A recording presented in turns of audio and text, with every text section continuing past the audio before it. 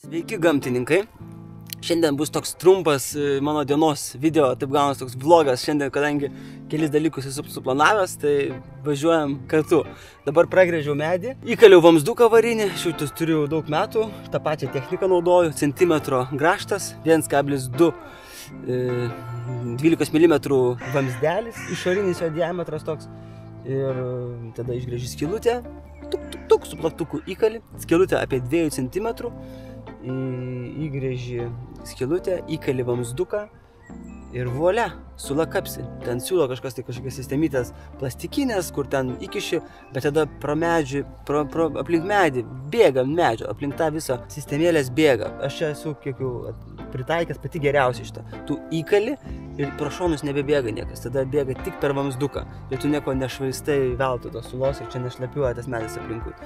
Ir dar va čia matosi, čia mano yra pernai griežta skylė ir va gerai užtaisyta. Tai labai svarbu sulą imant gerai užtaisyti skylę, kad paskui medis užgytų ir nepadarytum jam jokios žalos. Ir skylę reikia gręžti negiliai, 2-3 cm tame gilyje ir viskas. Ir tada užkali su pagaliuku, tai vėlgi tada turi būti koks 1,5 cm, aš naudočiau šitai skyliai 1,5 cm pagaliuką, arba dar didesnį 2 cm ir padarai jį tokį lengvai smailėjantį ir tada sukali ir viskas.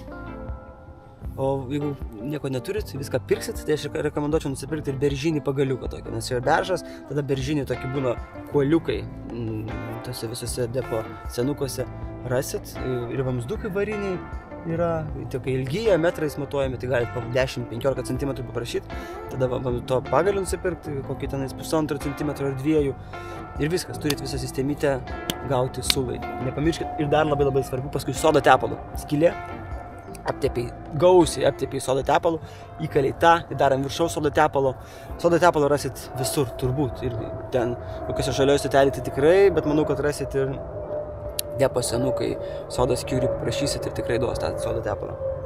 Ir viskas, ir geriat pavasario gėrimą. Kiek dar ledo likę? Žiema privertė ledo, dabar pavasaris įtirpdo.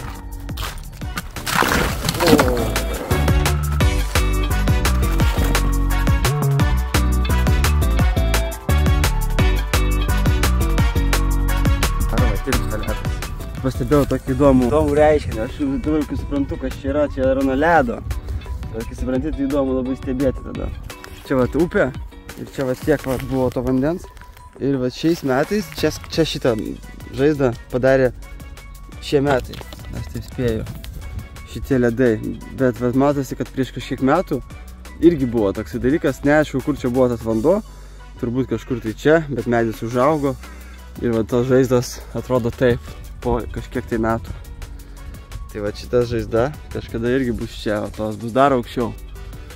Tai va taip medis ir auga, kuris palei upę, jau šiaip jisai stiprus, jau tai rodo, kad jisai čia liko stovėti, nes kiti medžiai išversti ir neliko stovėti, nes šis tokioje vietoje auga, kai va šitą vietą kaip tik ledai teka.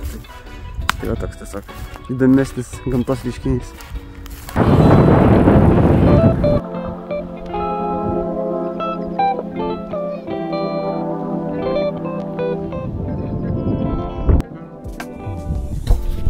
Gyvoji gamta, žalieji ežerai, parskrido gulbės ir kanalus kokius pasidarė, va. Nu vat, dabar einam pas gulbės, dar įsimaudysim. Mirminsim toliau, prie ežero čia veiksmas yra visada. Matysis tikiuosi mano nesąmonės.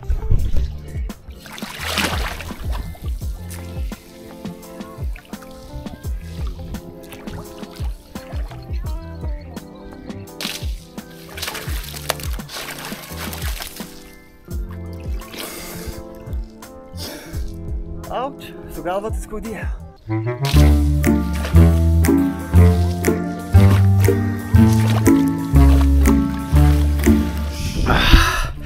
Reikėjo su šalmu nert.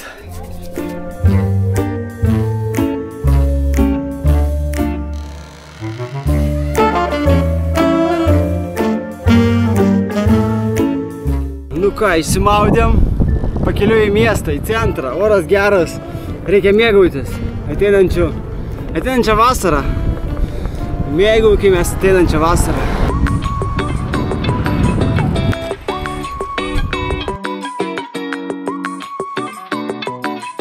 Žmonių daug, bet labai gerai, visi mėgaujasi. Tik išlenda saulė ir žmonių nuotaika pasikeičia. Pasikeičia į gerą, visi kažkaip šypsas daugiau, į tą lauką traukia tą saulę. Labai fain. Nu va, atvažiavau iš namų, į savo antrus namus, į namuką ant vandens. Žiauriai, čia yra gera atvaryti.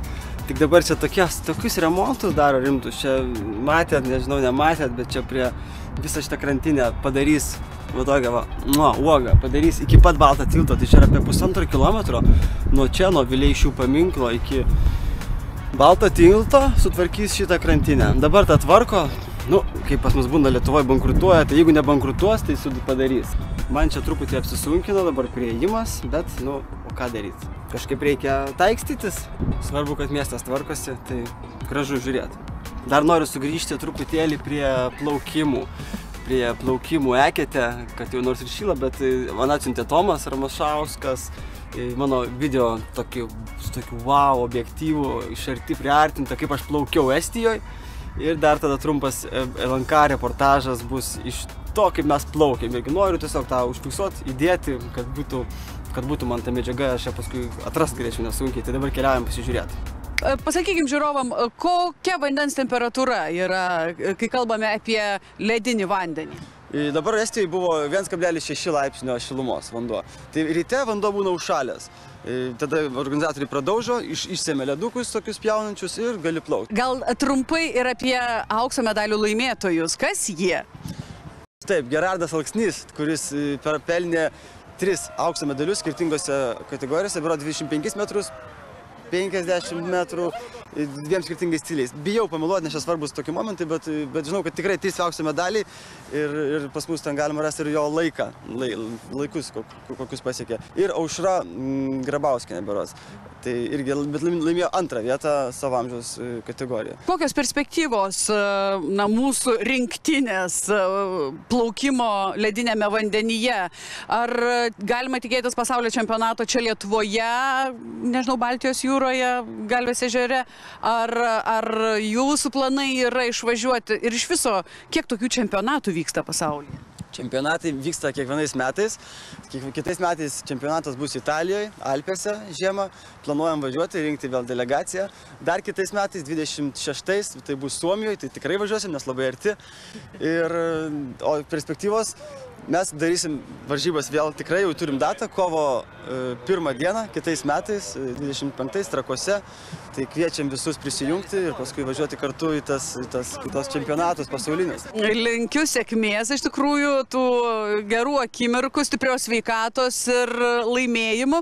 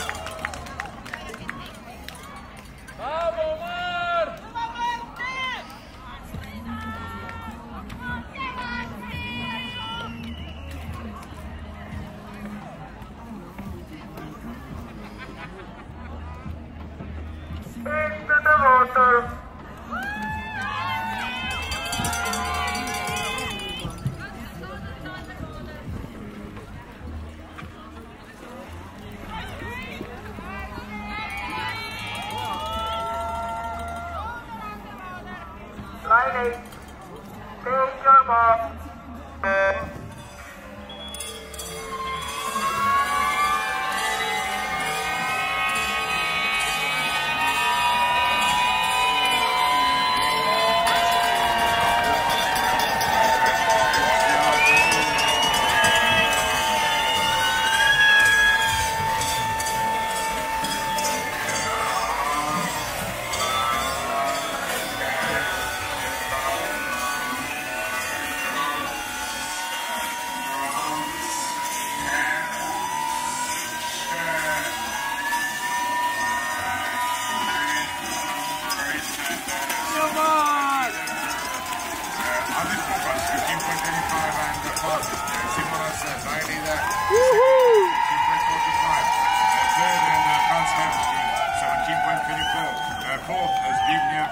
Tai tiek ten tos medžiagos, dar noriu, kaip irgi priminti, kad yra registracija į 25-50 metrų plaukimą Trakuose. Tai kitais metais mūsų plaukimas vadinsis kažkaip rimčiau, bus atviras Lietuvos plaukimo čempionatas arba atviras žiemos plaukimo čempionatas, dar mes pavadinimą galvojam. Parašyk komentarą po video, jeigu tu manai, kad turi kokią idėją, kaip galėtų vadintis. Nebebus 25 metrų plaukimas ekete, nes dabar bus dar ir 50 metrų distancija. Pridedami registraciją. Registracija jau truputį pabrango, bet dabar jinai dar pabrangs greitų metų. Tai geriausia registruokis tu dabar, nes kitais metais bus labai gerai. Tikrai norisi to augimo, to tokio kokybinio šuolio, nors jau mes ir tai viską visai neblogai tobulėjom, bet dabar tobulėsim dar labiau, nes pamatėm, kaip vyksta toj pačioj Estijoj. Važiuosim dabar dar į kitas šalis ateinančiais metais, tai prisijung prie aktyvių ruonių, net nežinau, sakyčiau, prie Vilniaus grupės prisijung. Ten informaciją tikrai dalinsiuosi, o jeigu būsiu aktyvus, dar atsiras ir kažkokiuose čatuose, kur mes važiuojam kartu, susikuriam vis tiek čatus, einam paskui kažkur tai draugaujam, ar į pirtį, ar kažkokius žygius kartu keliaujam, tai tikrai kviečiu būti aktyvių ruonių. Girdite mano plaustas. Prisijungsi prie aktyvistų ir žinosi, ką ruoniai veikia vasaros metu. Dar prie distancijų pridėsim atvirą laukelį, kad būtų galima įsirašyti, kiek tu nori plaukti metrų. Gal tu nori plaukti 200 metrų, 500 metrų. Pirmin, mes atviri šitiems dalykams, tai registruokis, nuorodą paliksiu po šio video. Ir visą laiką galėsi daryti šitą video ir rasi registraciją labai nesunkiai. Dar taip pat primenu, kad laukia dviračių žygis. Tai kai kurie ruoniai, žinau, kad taip irgi besimaudydami, taip entuziastingai žiūri tai. O, sako, reiktų važiuoti ir man į tą Palangą. Tai ir tu gali prisijungti. Važiuosim gegužės gale iš Vilniaus į Palangą dviračiais. Tai va, aš jau ruošiuosi. Ruoškis ir tu, jeigu planuoji. Jeigu neplanuoji, visada gali susiplanuoti. Ir šitą nuorodą pridėsiu. Dar kažkada tai irgi pakviesiu, nes dar bus tų žygių, plaukimų, visą laukinių idėją, leist laiką gamtoj. Tai kelias savaitės aš dar tikrai praleisiu šią vasarą gamtoj, kur pakviesiu ir tave. Ar tu jaunimo stovyklą, kur paaugliai rinksis, ar suaugusių, bet apie tą dar aš kitą video sukursiu kokį. Nors to laiko tam video montuot sunku atrast, bet labai gera, kai tų video atsiranda ir tiesiog tokia kaupt istorija. Kai paskui atsidarai ir pamatai tos video, tai smagu. Tai neapleisiu, pasistengsiu neapleisti šitos temos. Dabar minam atgal. Dar jeigu taip žiūrint tas temas, tai tas tema dar tas namukas. Po to ledonešio, kai čia buvo tas ledas visas, tai čia man išspyrė pontonų keletą. Ar prakiurdė, ar juos apskritai išstumė iš po namo, iš paplausto, tai dar irgi reikės remontuoti. Reikia katerį įsileisti į vandenį, tai vat viskas judesi, viskas ateity. Kaip sakant, būk čia ir pamatysi. Saulytė šviečia, į lauką kviečia. Va tokie čia remontai, ten viskas išrausta. Čia išrausta, čia. Tai neužilgo, čia bus gražu. Bus geras dviračių takas, geri takiukai, viskas bus gražu. Nes dabar čia buvo tikrai pavargiusios tos plytelės visos. Tai laukiam atsinaujinimo. Oi, kaip yra gerai minti dviratį. Nežinau, labai gerai.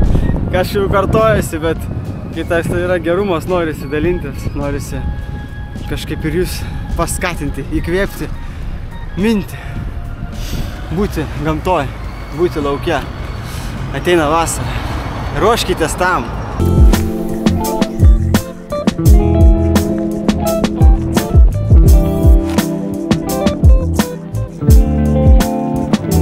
Jeigu truputį apžvelgti chronometro duomenis dviračio kompiuterio, tai nuvažiavau beveik 40 km per beveik 2 valandas. Tokiu kruiziniu tempu, vietomis greičiau, vietomis labai lėtai.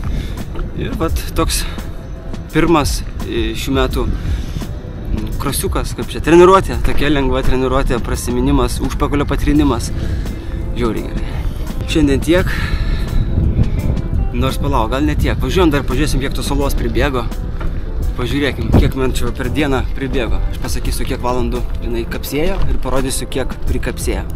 Prasiminiau gerai. Dabar čia yra apie, sakyčiau, nepilnai 2 litrai, aš taip spėju. Toj supilsiu butelį, matysiu, kiek čia tiksliau. Kapsi 8 valandas. Dar kažkada tai yra buvęs toks momentas, kad ateini ir kapsi pro šoną. Tai kad kažkaip tai truputį tas svoris pasipildo, pasikreipia kitaip ir pradeda kapsėti šoną.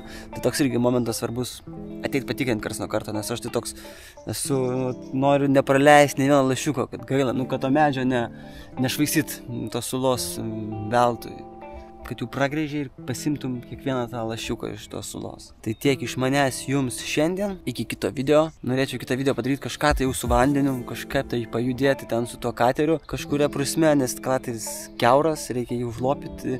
Dar aš neparodžiau jums, kaip mes jį traukėm, kaip ten visas tas žiemos buvo, atėjimas staigus, o jau žiema baigėsi, tai tikiuosi kažkaip tai prie tos medžiagos irgi prisėsiu. Bet nebūtinai, būna, kad taip gyvenimus taip užsisuki, kad paskui nedaeini iki to. Ate. Gražaus visiems pavasario.